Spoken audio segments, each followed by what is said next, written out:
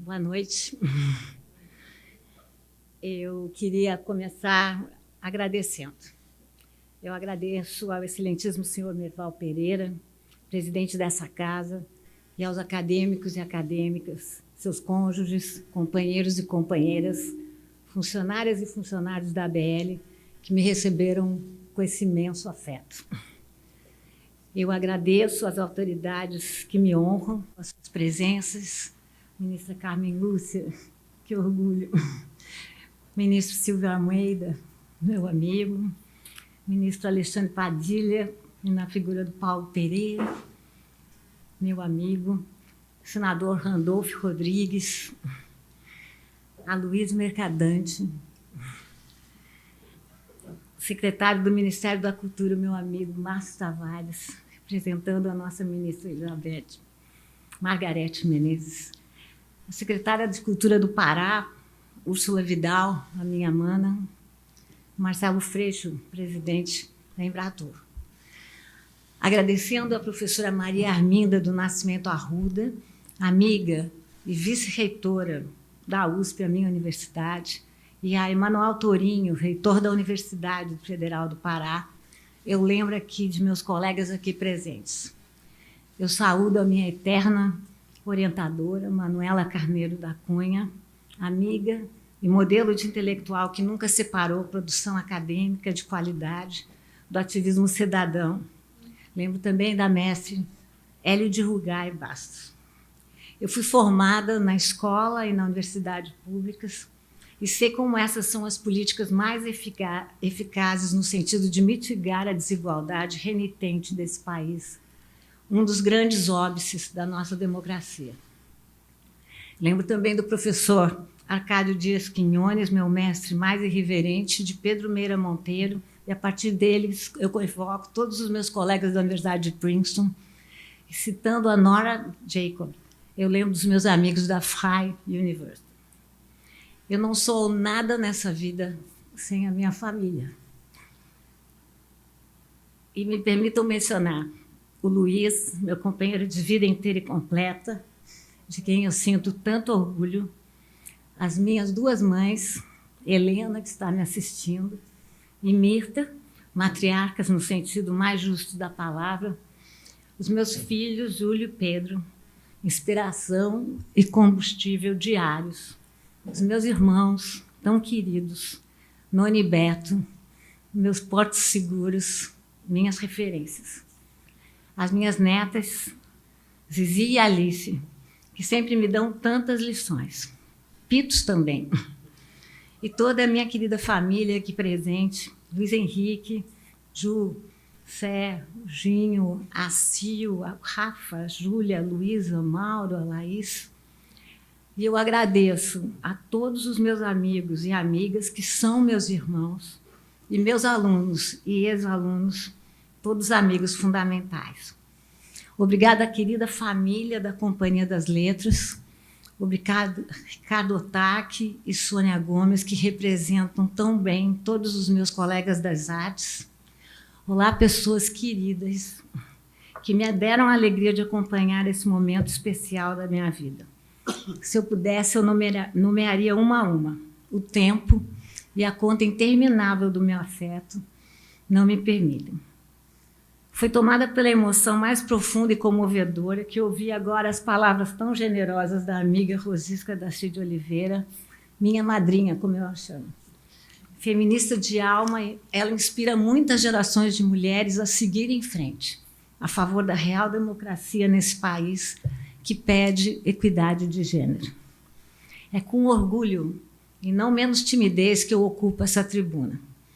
Desde que eu tive conhecimento da minha eleição para essa ilustre casa, ando invadida por memórias fortes, fantasmas teimosos, daqueles e daquelas que me antecederam nessa vida e nessa instituição. Lembro dos meus avós, Vittorio e Armand, que judeus integrados na sociedade italiana e francesa fugiram de uma Europa em guerra para encontrarem um novo destino no Brasil. Eles mesmos, historiadores amadores, de quem herdei os livros.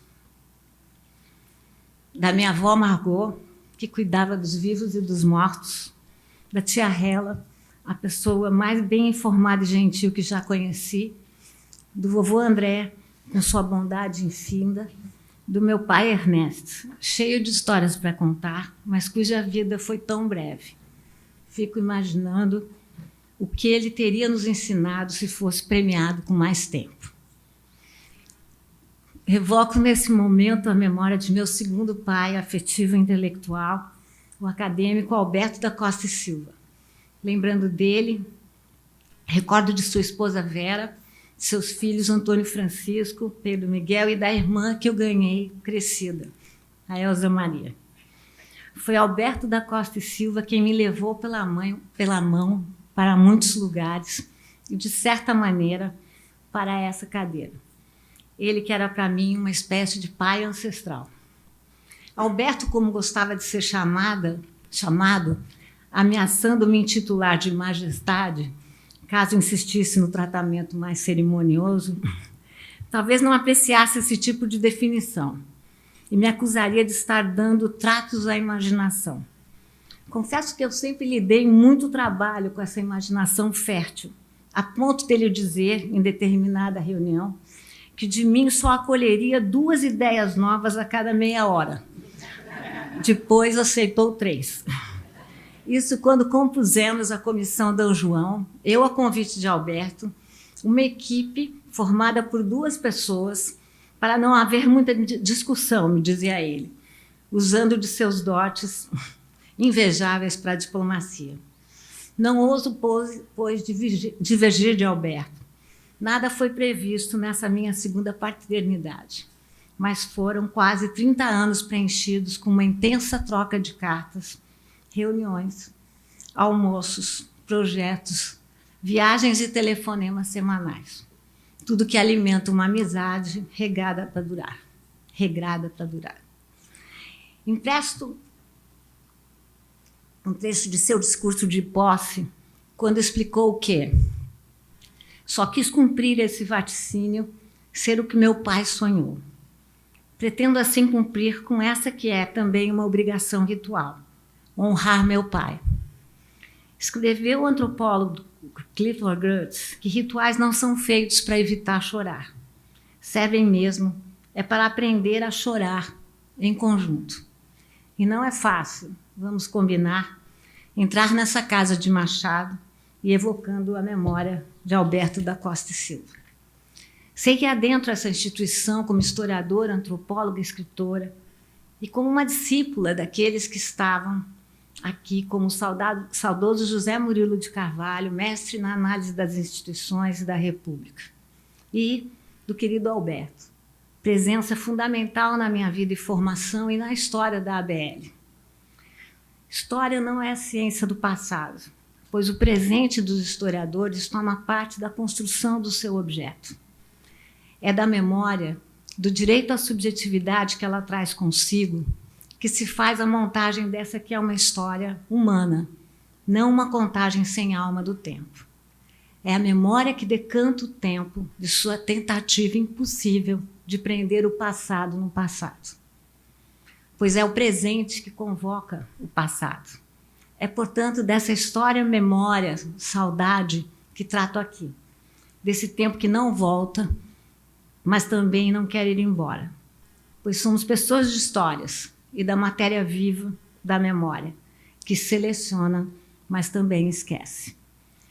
Passo assim a desfiar memórias e histórias, pois o acaso fez uma surpresa, quando fui pesquisar a cadeira 9. Ela é feita de embaixadores, literatos e médicos sonhadores. O patrono que sonhou o romantismo, o fundador que sonhou um mundo sem fronteiras, seu sucessor que sonhou com samba e malandragem, outro que sonhou com a saúde do Brasil, e Alberto, que sonhou com as tantas Áfricas que fazem esse país, na sua famosa expressão, com esse rio chamado Atlântico. O patrono da cadeira 9, Domingos José Gonçalves Magalhães, foi um diplomata poeta que atuou durante o Império Brasileiro, sucessivamente como ministro na Áustria, Estados Unidos, Argentina, Rússia, Espanha e Santa Fé. Conheci a obra dele quando estudava o romantismo na corte de Pedro II, contexto em que o jovem monarca passa a formar sua corte. Elegia historiadores para cuidar da memória, pintores para enaltecer a pátria, literatos para criar símbolos de nacionalidade. É, aliás, em 1836 que um grupo de brasileiros residentes em Paris publica os 2 únicos números da revista Niterói, que pretendia indicar aos brasileiros a fonte de inspiração da nova literatura, a cultura indígena. Sabia-se muito pouco sobre os nativos e fazia-se também muito pouco no sentido de protegê-los. Mas eles ferviam nos romances épicos. Essa era, pois, uma história de verniz, que não dialogava com a realidade silenciada dessas populações. O fato, porém, é que devemos a Magalhães a iniciativa de ter introduzido o romantismo com um ensaio sobre a história da literatura no Brasil, publicado na Niterói, e com o livro Suspiros Poéticos e Saudades, quando declama: quem ao menos uma vez verteu lágrimas amargas pela injustiça e miséria dos homens. O patrono inspiraria, por sua vez, outros integrantes dessa cadeira ocupada por pessoas que viajam, mesmo sem se locomover. Carlos Magalhães Azevedo foi um dos intelectuais chamados para integrar a ABL em 1897. Formou-se em Direito, mas seguiu a carreira diplomática, servindo em Cuba, América do Sul, na Grécia e como ministro da Santa Sé. Machado de Assis e Magalhães de Azevedo tinham em comum a literatura e a epilepsia. Nas cartas depositadas no arquivo da ABL, encontra-se uma troca de confidências a respeito do estado de saúde de ambos. Desabafa Azevedo: já não me resta dúvida alguma sobre a natureza do meu mal. Um dos sintomas é precisamente essa inaptidão para o trabalho, e quanto o qual, em momentos de crise, é nulo todo esforço de vontade. Silêncio, sofrimento, preconceito cercavam essa doença lenta, na definição de Machado, tão bem estudado por Silviano Santiago. Marcos Rebelo é o pseudônimo de Edi Dias da Cruz, conhecido contista e romantista que sucedeu a Carlos Magalhães. Rebelo nunca escondeu suas 3 preferências literárias: Manuel Antônio de Almeida, Machado de Assis e Lima Barreto. Cito 2 obras dele, Marafá e Estrela Sobe, que trazem os mundos do samba, do boxe, o universo dos funcionários públicos e da malandragem. Bom de Humor, quando indagado sobre o motivo de adotar o pseudônimo de Marcos Rebelo, explicou: nome de família muitas vezes atrapalha. Também Carlos Chagas Filho afirmou candidatar-se à academia porque as circunstâncias fizeram com que seu pai não pudesse nela ingressar. Do pai legou o nome, a defesa da ciência e da saúde nesse país cujas marcas de desigualdade se inscrevem também nessa área, como comprovam Drauzio Varela e Margarete Del Como. Diferente de seu pai, Carlos Chagas se dedicou aos laboratórios e à pesquisa sobre a eletrogênese no órgão elétrico do poraquê e os mecanismos de fixação do curare, esse veneno vegetal cuja patente intelectual pertence, aliás, aos grupos indígenas. Foi presidente da Academia Pontifícia de Ciências, tendo participado de iniciativas como a Declaração sobre a Prevenção da Guerra Nuclear. A exemplo de seu pai, é símbolo de como é feliz o país que conta com cientistas e diz não ao negacionismo populista. É hora de narrar agora a vida e obra de outro poeta em tempo integral que fazia também crônica, diplomacia e história. Alberto Vasconcelos da Costa e Silva, que viveu essa cadeira como uma missão. Já alerto, porém, que minha tarefa é fadada à incompletude, dado o tamanho da contribuição desse meu querido antecessor. No meu caso, trata-se de dívida e de dádiva.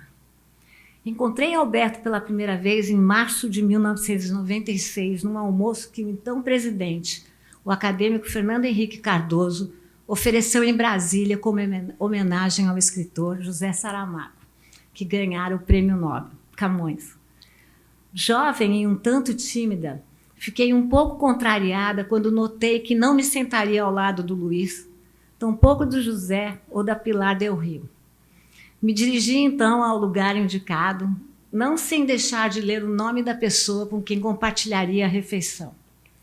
Era nada mais, nada menos que Alberto da Costa e Silva, o qual, cuidando do cerimonial, premeditou o encontro.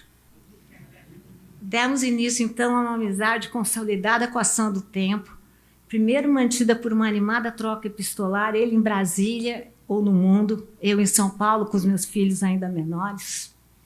Na primeira carta que dele recebi, com um papel timbrado, ele já brincava comigo.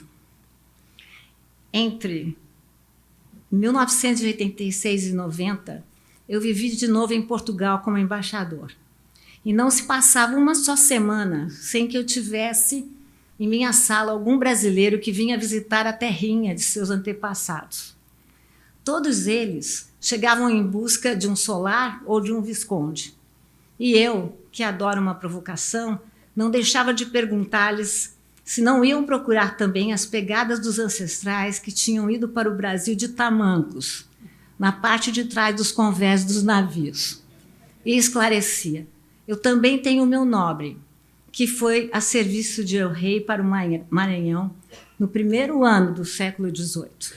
Mas todos os meus outros maiores portugueses eram cristãos novos, ou pobrezinhos, que se refugiaram no Brasil do clero, da polícia ou da fome. Essa vontade de não aceitar o que Lima Barreto definiu como bovarismos, a mania de querer ser o que não somos, fica latente a partir dos vários projetos que desenvolvemos, como a revista de História da Biblioteca Nacional, em que tomavam parte o mestre Evaldo Cabral de Mello e outros, e dos inúmeros conselhos que dele recebi. Passaria a noite se tentasse socializá-los, os conselhos. Como não tenho esse tempo, começo com um deles, o qual, de certa maneira, define traço indelével de Alberto. Não queira ter razão, minha filha, disse-me ele de sopetão, me segurando pelo braço e impedindo que por um minuto eu adentrasse a sala, onde seria realizada uma reunião cujo resultado não nos parecia e não nos foi favorável. Pois bem, mais do que um conselho isolado, essa era uma atitude existencial de Alberto, que nunca pretendia ter razão, a despeito de saber que muitas vezes tinha muita razão. A postura marcava uma abertura para o outro, esse seu desapego com a vaidade fácil ou a intenção de emitir opinião fechada. Era a máxima de Machado de Assis: Deus te livre, leitor, de uma ideia fixa, antes uma trave no olho. Essas escutas sinalizavam uma genuína vontade de entender o argumento alheio como se também fosse dele.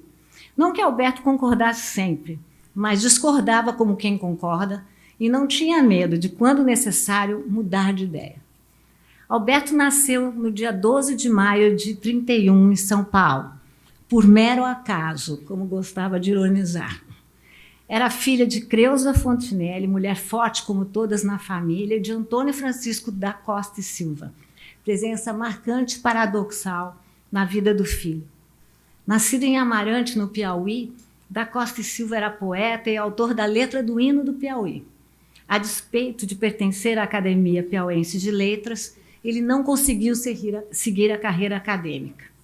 Contava Alberto que a falta de sucesso do pai fora motivada por uma interdição. Nos tempos do Barão de Rio Branco, não havia concurso público para ingresso na carreira.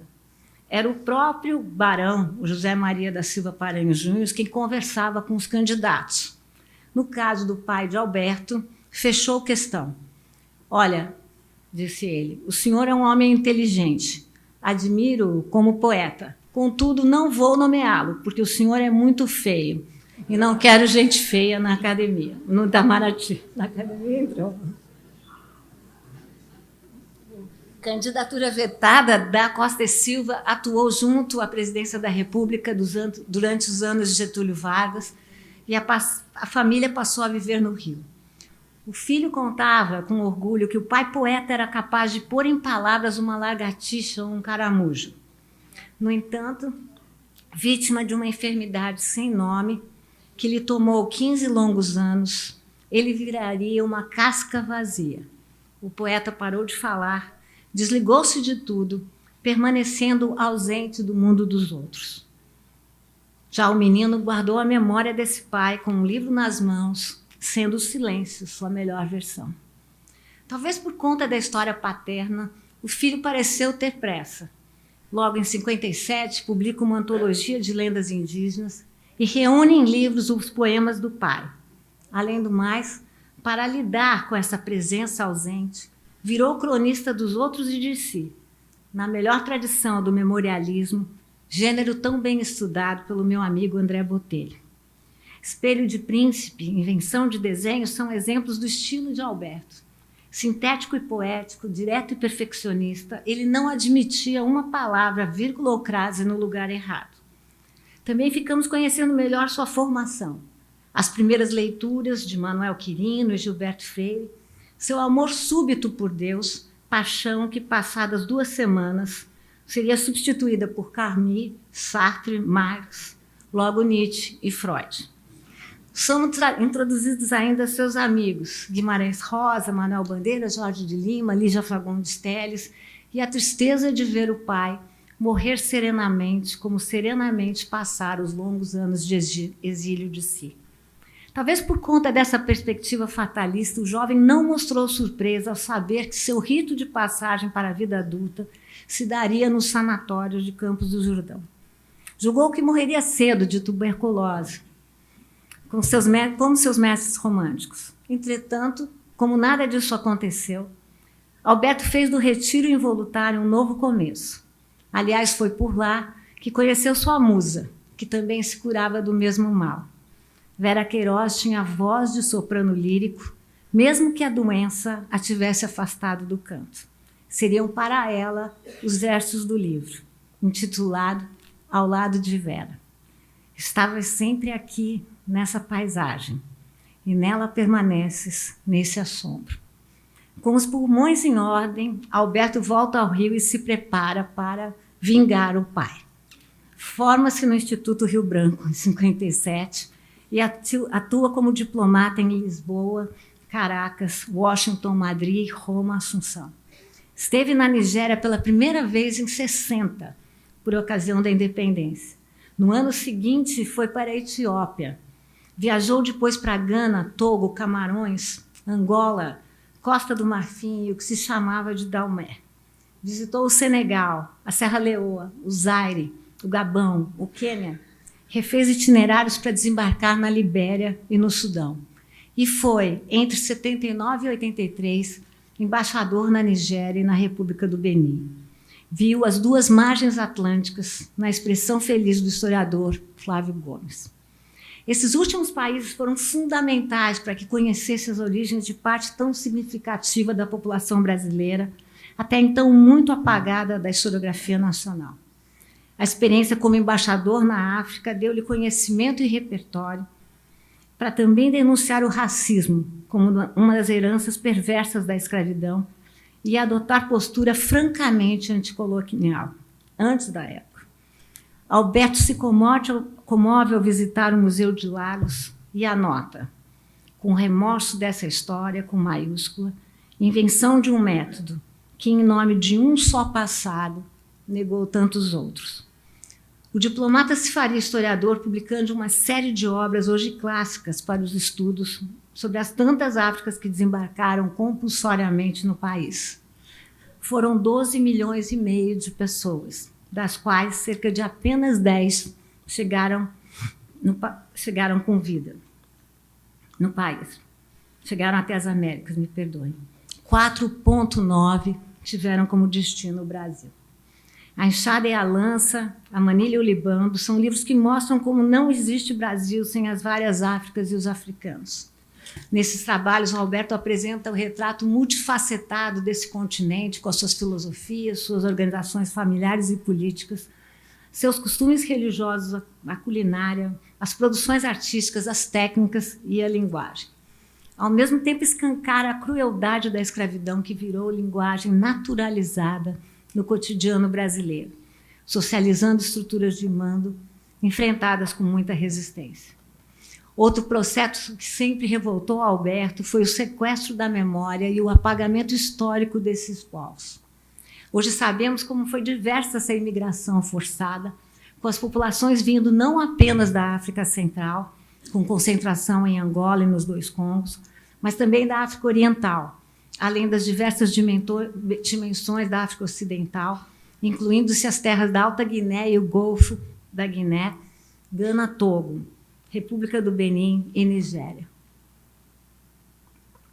Alberto dizia que toda a história tem seu lado de sombra e de sol, e o mestre nunca descuidou das duas faces. Em suas obras salta aos olhos essa inestimável riqueza humana e cultural, sem que ela apague os horrores do sistema escravocrata que roubou almas, dividiu famílias, arruinou nações. O historiador, aliás, nunca deixou de denunciar esse que é um passado presente, que se revela no racismo insidioso, estrutural, como define Silvio Almeida. Cito Alberto: penso que a palavra escravidão traz em si, ainda não cicatrizados, os lanhos da iniquidade, da violência, da humilhação e do sadismo. Tão ampla foi sua vigência no espaço e no tempo, que hoje todos na Europa, na Ásia, na África e nas Américas somos descendentes de escravizados e de senhores e mercadores de escravos. Ao mesmo tempo, ele incluiu nas suas análises as agências africanas, gabando-se de tocar instrumentos como sanzas, olifantes e pangos, de conhecer poemas africanos, decor, canções de ninar, brinquedos infantis e bichos papões. Quem não ouviu Alberto recitar de cor, desculpem, os vegetais que vieram nos tumbeiros? O dendê, a malagueta, o quiabo, o jiló, várias espécies de banana e abóboras, os feijões e a melancia. Segundo ele, devíamos aos africanos o cultivo do arroz, a criação do gado, as formas de mineração, o uso do barro, da madeira, do ouro e do ferro, as festas e danças populares e as maneiras como nos cumprimentamos nas ruas. Aliás, as Áfricas, como gostava de declinar com sua voz anasalada, tão característica, estão presentes nas palavras como nós nos expressamos, principalmente o quimbundo, o quikondo, o umbundo e o urubá. E lá ia ele listando os verbos. Eu vou listar. Cochichar, cochilar, fungar e xingar. Os substantivos bagunça, cachaça, caçula, cafuné, camundongo, carimbo, lenga-lenga, quitanga, sunga e tanga. Os adjetivos capenga, dengoso, encabulado e zonzo. Gostava de destacar ainda como ninguém foi escravo no passado. Foram caçanges, mofumbes, quilemanes, rebolos, monjolos, enfim, por essas e por outras concluía: o Brasil é um país extraordinariamente africanizado. Por sua vez, em toda a costa atlântica, podem se reconhecer os brasileirismos. O africano ficou dentro de nós, com ou sem remorsos. A escravidão é o processo mais longo e importante da nossa história. Alberto também ensinaria África para as crianças.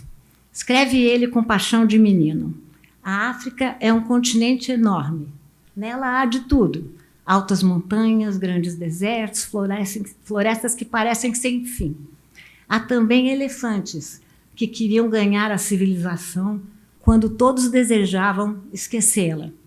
E a girafa, tão comprida de pescoço que um sultão poderia com ela conversar da mais alta janela do seu palácio. A palavra perfeita e justa era um desafio para Alberto, também como poeta. Entre outros, seu livro Poemas Reunidos fez jus a um dos vários jabutis que recebeu, e ao Prêmio Camões, pela obra toda. Não há como sintetizar a vida virtuosa ou resumir o ativismo discreto e vigoroso de Alberto da Costa e Silva. Seu legado é a boa diplomacia, feita do diálogo e da luta intransigente ao lado das populações que ficaram séculos sem direito a terem direitos básicos, como educação, saúde, segurança e memória. Disse Ortega y Gasset que a alma de um autor só é inteligível quando se confrontam suas palavras e obras. E esse é Alberto, o intelectual e o morador do tradicional edifício em Laranjeiras, que num dos seus últimos aniversários ganhou festa surpresa dos vizinhos, que em horário combinado chegaram-se todos nas janelas e entoaram um sonoro parabéns a você. A voz de Alberto lendo seus poemas ecoa em minha alma quando procuro declamar publicamente seus versos, com a certeza de que, por mais que tente, não consigo imprimir a cadência e a entonação que ele dava a eles. A noite e cada sol vão rompendo de mim a todo instante, tarde e manhã, que são tecido, tempo, chuva e colheita. Quantas vezes ele me leu um poema, abriu um documento africano, me segredou um parágrafo de suas memórias, sempre sentado à frente do seu computador, exclusivo para os textos, e separado dos e-mails, que enquanto pôde respondeu um a um.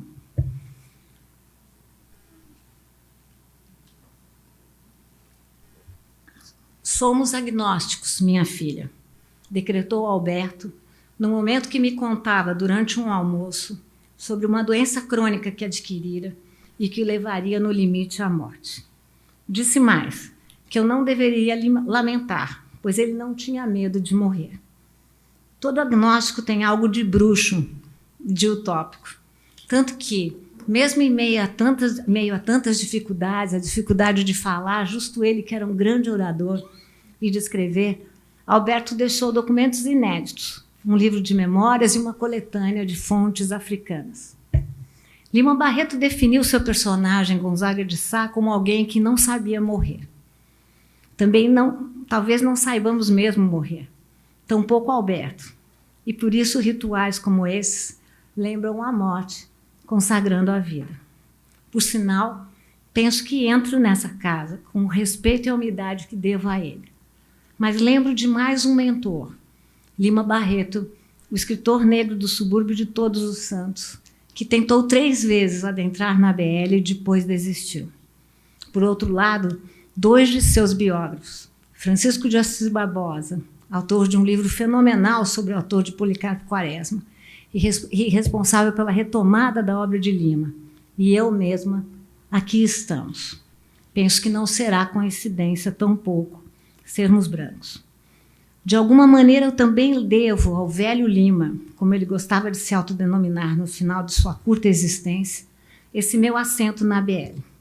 A biografia que escrevi, que intitulei Lima Barreto, Triste Visionário, de alguma maneira sedimenta uma trajetória de estudos voltada a entender não só o fenômeno do racismo, a maior contradição nacional, como o papel da sociedade branca nesse processo histórico perverso. A maneira como a população negra majoritária no país é constantemente transformada em uma maioria minorizada na representação. Representação significa presença, atenção, direitos, e lembro aqui nesse momento festivo que, infelizmente, ainda vivemos num país em que o racismo se inscreve nos lugares mais suspeitos e insuspeitos. No monopólio dos espaços de poder, nas posições elevadas em instituições privadas e públicas, nos bairros com melhor infraestrutura, nos hospitais mais equipados, nos privilégios materiais e simbólicos. A escravidão é o grande anátema da sociedade brasileira, até porque fomos o último país a abolir a escravidão mercantil e o fizemos com uma lei muito curta e conservadora, que não incluiu populações secularmente alijadas da cidadania. Hoje sabemos da existência de projetos mais amplos que previam reparações na área da educação e do trabalho, sobretudo.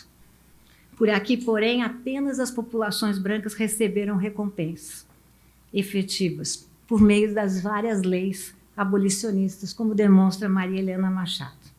Além de se adotarem teorias pseudocientíficas para justificar a desigualdade, como aquelas do evolucionismo social e da eugenia, que procuravam passar para a biologia o que era da ação dos homens.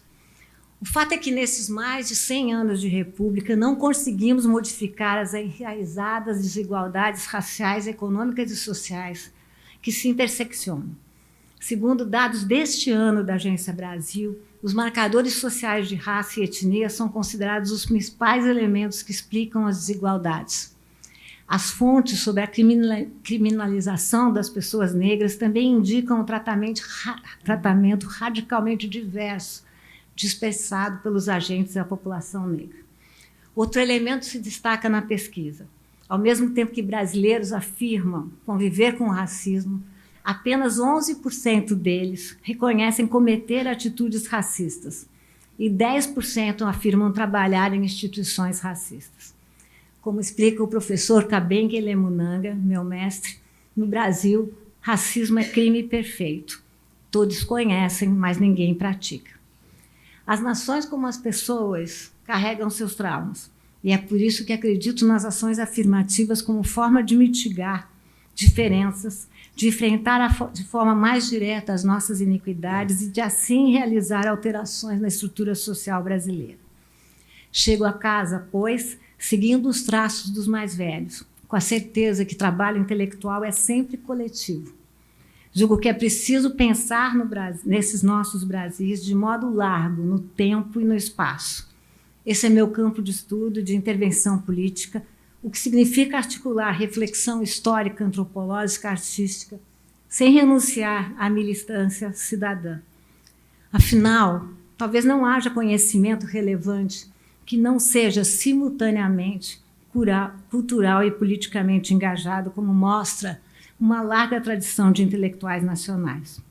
Esse é um conhecimento necessariamente situado diante de um Brasil que nos irmana num sonho bom, sendo a luta pela diversidade um caminho efetivo da democracia.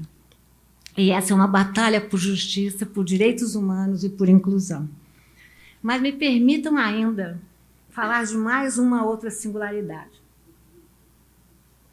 Sou a 5ª mulher da atual gestão, a 11ª na história dessa instituição longeva e estimada, fundada nos idos de 1897, mas que só aprovou a entrada feminina a partir de 1976. Mulheres, de certa maneira, são também maiorias minorizadas nos lugares de protagonismo, direção e postos políticos.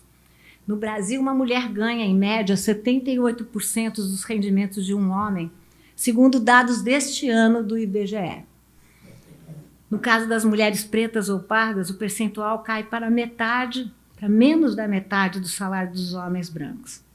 Nós também ocupamos um lugar nada honroso no ranking mundial de participação de mulheres no parlamento.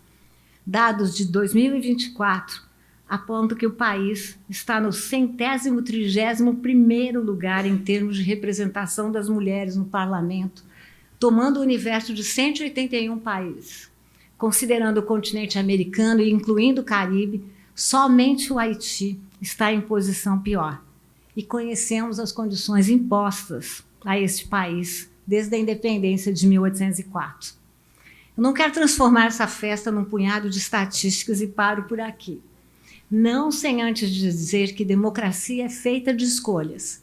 E como descreveu Lima Barreto, nós, os brasileiros, somos como Robinsons.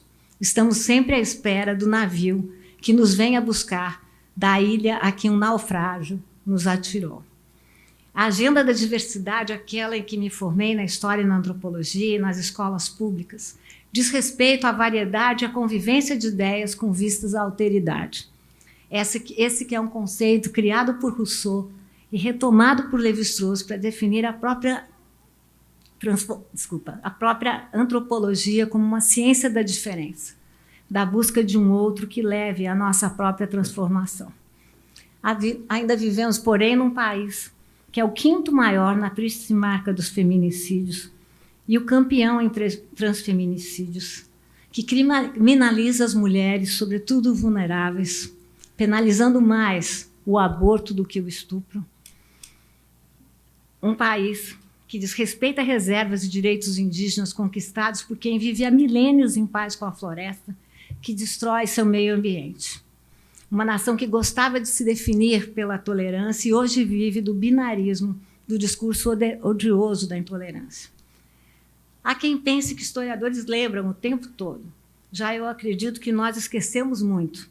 Entretanto, é preciso lembrar de não esquecer, sobretudo numa casa de memórias como a ABL, uma instituição cuja história secular diz respeito à responsabilidade diante de um país que tem na boa literatura, na história e na cultura, pensadas em termos amplos, grandes pilares da democracia. Eu estudei em muitas instituições históricas, públicas e privadas. e aprendi a compreender a importância que elas têm na linguagem da República, das quais fazem parte, como sublinha Eloísa Starling, conceitos como tolerância, solidariedade, compaixão, amizade e bem comum. Esse último pensado como uma pluralidade de valores que estabelecem a relação entre o interesse particular e o interesse da sociedade. E a democracia precisa ser vigiada. Por isso, a adesão republicana dos membros de uma sociedade depende do compromisso que estabelecemos com instituições livres, democráticas e republicanas, e lutando para que sejam cada vez mais plurais e representativas. A democracia vivenciada em escala inédita na nossa história é ainda um dos fortes consensos no país. Desde a aprovação da Constituição Cidadã de 88, vimos apostando num vigoroso processo de democratização, marcado por conquistas importantes, uma ampliação de catálogo de direitos, um projeto de inclusão social de milhões de brasileiros, uma renovada disposição de afirmação da soberania no diálogo com as nações do mundo.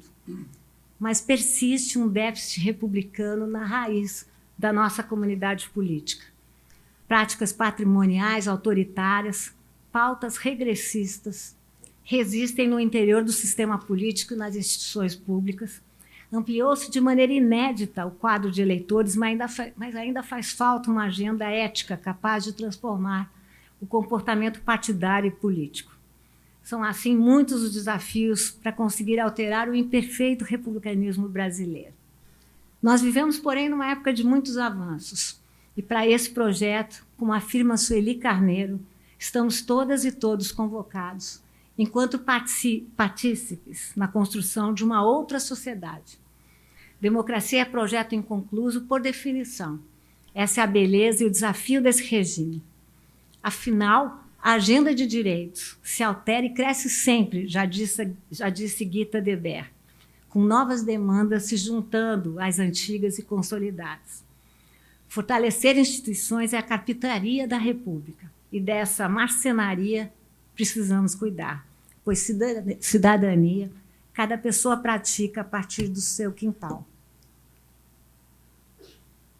O tempo pede de nós, nos lugares em que estivermos, responsabilidade diante dos desafios que nos foram dados viver. Responsabilidade social, educacional, cultural, também frente ao crescimento da intolerância racial, de gênero, de geração e religiosa. E responsabilidade, como mostra Hannah Arendt, não é palavra qualquer. Ela traz consigo intenção e atuação. Eu estudo o Brasil que temos, mas sonho sempre com um país melhor. Por isso, talvez seja mesmo pessimista no varejo, mas muito otimista no atacado.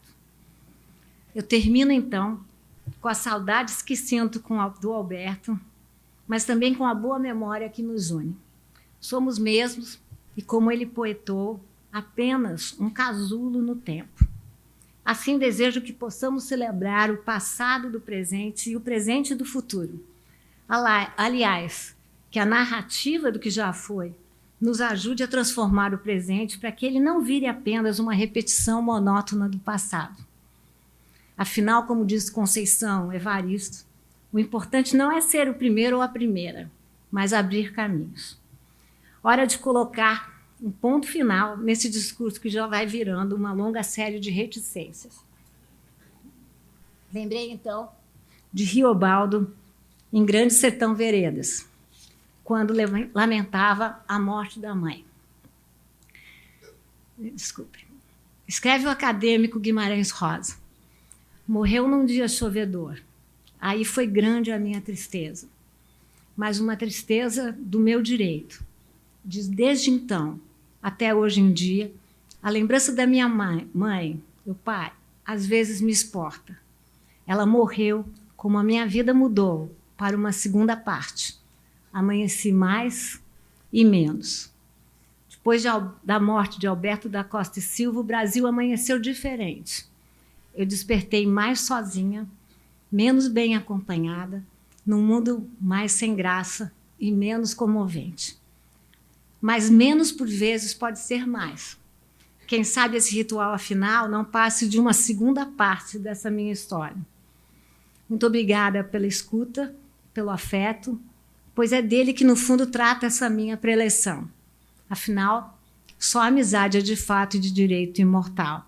E como filosofa, o acadêmico Gilberto Gil, a quem eu peço ajuda, porque mistério sempre há de pintar por aí.